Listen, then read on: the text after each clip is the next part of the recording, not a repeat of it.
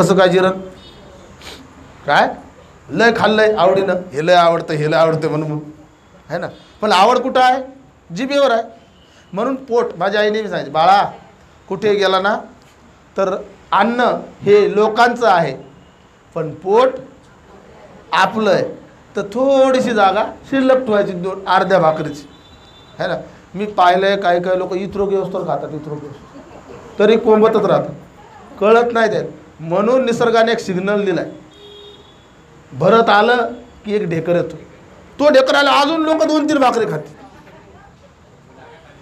साधा नियम आहे निसर्गाचा. खालून भरत आलं की कण ढेकर येतो. मग ते सांगतंय आतून, बाबा रे माझी कॅपॅसिटी संपली. काय आता टाकायचं असेल तर तू टाक, आणि तू काय काय पचून घ्यायचं कर. मग तो इनो घेणार, लिंबू पाणी घेणार. आणि मग खाल्लंच कशाला एवढं? काय थोडं खा ना, 3 टाईम खा ना, ताजं खातोस ना. एकच वस्तू लय आवडती, आवड बी खरं तर आवड जी आहे ना ती तुम्ही पाहिलीच नाही कशी आहे. आवड ज्याला आपण म्हणतो की मला पापड लय आवडतो आहे ना, लोणचं लय द्या बरं, नाश्त्यामध्ये लोणचं, दुपारी लोणचं, संध्याकाळी लोणचं, दुसऱ्या शूटला परत लोणचं, सकाळी गुलाबजामुन, दुपारी गुलाबजामुन, संध्याकाळी गुलाबजामुन, पुन्हा उठलं की गुलाबजामुन. फेकून देईन ते नाही, गुलाबजामुन खायला कशाला आणलं.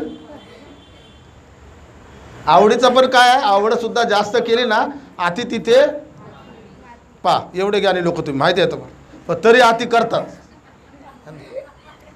कोणत्याही गोष्टीची आती करायची एवढं सोपं गणित आहे.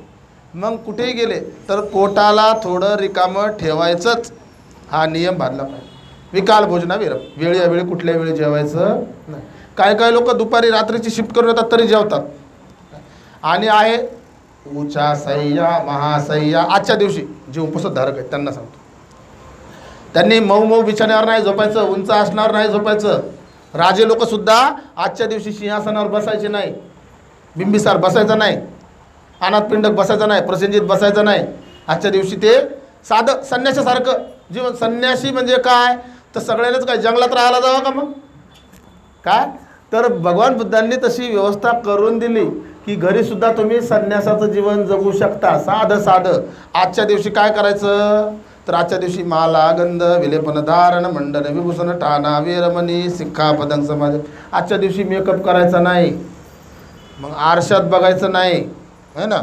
आरशात बघितलं की तृष्णा निर्माण होते, मी किती सुंदर दिसते, मी किती सुंदर दिसतो. सुंदर असं काही नाही आपल्यात. काय सगळं जर बघितलं विशेष प्रकारच्या दुर्बिणीनं तर सगळं नासलेलंच आहे, घाणच आहे, ज्याची घीण येईल असंच आहे. वरतून फक्त पेंट केलेलं आहे, आतून सगळे सारखेच आहेत है ना. तसं असेल तर चिकन बघा चिकनच्या दुकानात जाऊन, काय किंवा मटण बघा मटणाच्या दुकानात जाऊन, आतून सगळं काय आहे सारखंच आहे, फक्त वरी पेंट दिला आहे काळा पांढरा. काय एखाद्याचा थोडा वेगळा, बाकी आतून सगळं सेम आहे. म्हणून माला गंध विलेपन धारण हे मी करणार नाही. अशुभ जे आहे अशुभच पाहिजे, शुभ जे आहे शुभच पाहिजे. काय आणि मेकअप करणार नाही विशेष प्रकारचं, असं कोणतं हे करणार नाही. लोशन ते काय म्हणतात ते ठीक आहे. आजचा काळ आहे, तुम्ही प्रवास करत आहात, लोकलमध्ये गर्दी, आता घामाचा वास येऊ शकतो. काय तर थोडं डिओड्रंट वगैरे तुम्ही घेऊ शकता. काय पण असं इतकं नाही की 2-2 मिनटाला तेच लावत बसले तर मग तुम्ही भिक्षुत्व कधी पाहणार, काय संन्यास कधी पाहणार. तर आजच्या दिवशी घरी तुम्ही संन्यासाचं जीवन जगू शकता. आज आराम करायचा, साधं चटई बिटई टाकून, साधी गोधडी टाकून. काय आणि आता जेवायचं नाही, आज संध्याकाळी जेवायचं नाही. काय असंही रोजचं जेवणाचा नियम साधा सिंपल आहे.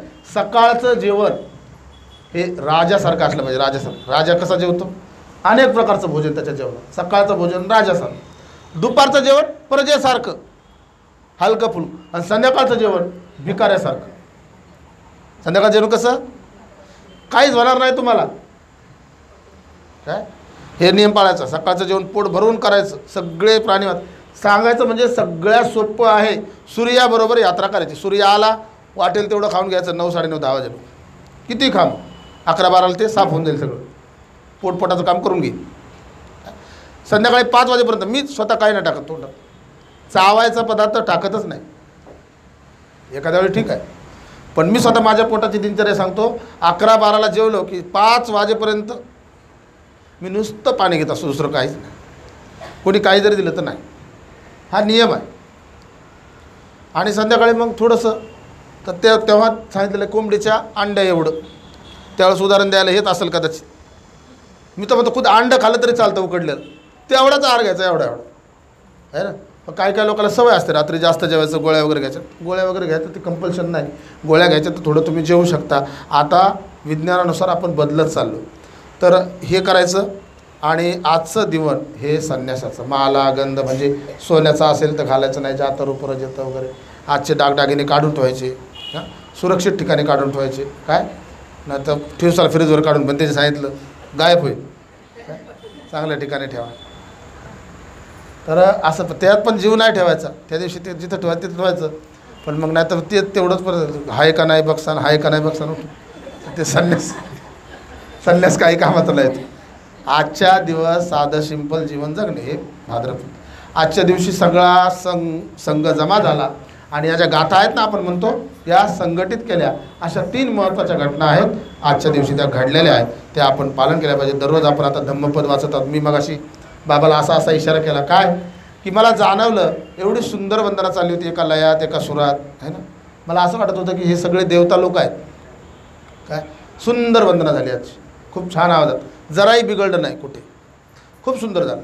तर हे पुण्यकर्म आहे आपलं. बुद्धानुपश्यना ही पण आहे. बुद्धाची स्मरण करणे, धम्माचं स्मरण करणे, संघाचं स्मरण करणे ही पण करतो. आणि सगळ्यात शेवटची मी आज प्रवचनात सांगितलं, मरणानुपश्यना. आज नाही उद्या आपण मरणार आहोत. हसत हसत आपण मरणाला स्वीकारायला तयार राहिलं पाहिजे. मरण कधी येऊ शकतं. या सत्य वचनाने तुमचं मंगल हो, कल्याण हो. उपस्थित सर्व लोकांना भाद्रपद पौर्णिमेच्या हार्दिक शुभेच्छा. आज भंतेजी थोडे 2 शब्द आपल्यासमोर ठेवणार आहे. ठीक आहे. भंते आनंद, त्यांचं रेकॉर्ड नाही होणार. म्हणा साधू साधू साधू.